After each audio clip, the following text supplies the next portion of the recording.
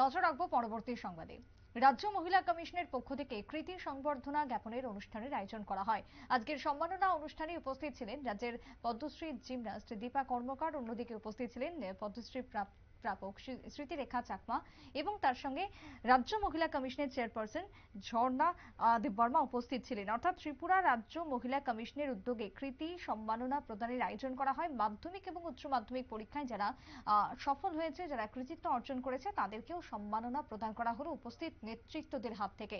মেলার মাঠ স্থিত রাজ্য মহিলা কমিশনের যে ভবন রয়েছে সেখানেই আয়োজন করা হয় বিশেষ অনুষ্ঠানের। কি বক্তব্য উঠে এসেছে আজকের এই অনুষ্ঠানকে কেন্দ্র করে, শুনুন।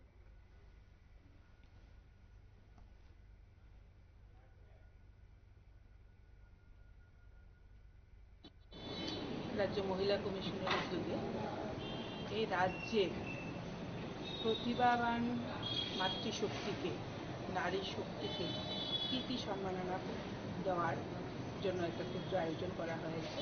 এই মহতী অনুষ্ঠানে আমরা আমাদের এই রাজ্যের গর্ব পদ্মশ্রী অ্যাওয়ার্ডে যিনি ভূষিত হয়েছেন আমাদের মধ্যে উপস্থিত আছেন উনি শ্রীমতী স্মৃতি রেখা চাকমা মহোদয়া উপস্থিত আছেন। আমাদের রাজ্যের শুধু না, ভারতবর্ষেরও যিনি গর্ব, আমাদের জিমন্যাস্টিক রাজ্যের মেয়ে দীপা কর্মকার মহোদয়া, এবং এই রাজ্যের এবার মাধ্যমিক এবং উচ্চ মাধ্যমিকে প্রথম থেকে দশম পর্যন্ত যে সমস্ত মেয়েরা, মানে মেয়েরা, কন্যা সন্তানরা তাদের আমাদের রাজ্যের মুখ উজ্জ্বল করেছেন, তাদের মা বাবার মুখ উজ্জ্বল করেছেন, সেই মেয়েদেরকে আমরা আজকে মহিলা কমিশনের উদ্যোগে একটু সম্মান প্রদর্শন করার জন্য এই আয়োজনটা করেছি।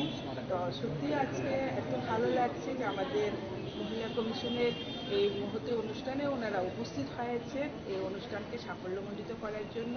আমি আবারও ওনাদেরকে এত ব্যস্ততার সময়, মানে ব্যস্ততার মধ্য দিয়েও দীপা এবং আমাদের স্মৃতি রানী চাকমা মহোদয় এসছেন। আপনারা শুনলেন রাজ্য মহিলা কমিশনের চেয়ারপারসনের বক্তব্য। আগামী দিনে যাতে প্রত্যেক ছাত্রছাত্রীরা আরো সফলতার সাথে এগিয়ে যায় তারই তিনি অভিনন্দন জানিয়েছেন, শুভেচ্ছা জানিয়েছেন। তার সঙ্গে উপস্থিত ছিলেন দুই বিশিষ্ট ব্যক্তিত্ব।